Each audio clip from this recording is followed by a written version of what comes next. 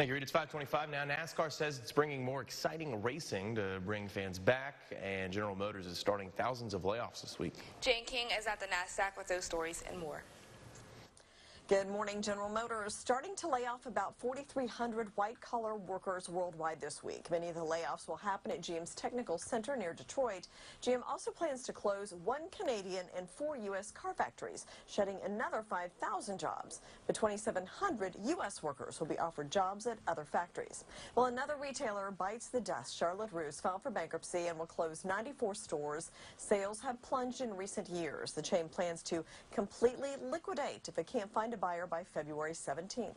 U.S. stocks closed higher yesterday. The NASDAQ doing much of the heavy lifting.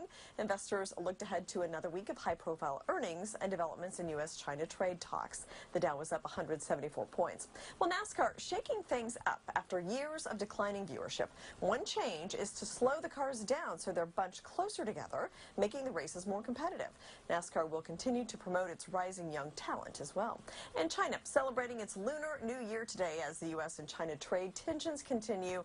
Some are trying to ease the tensions, though, with song and celebrations. Premier Event Management and Harvard celebrating the blending of American and Chinese culture, musicians and artists from both countries at New York's Carnegie Hall on February 15th. From the NASDAQ market site in Times Square, I'm Jane King with your Morning Business Report.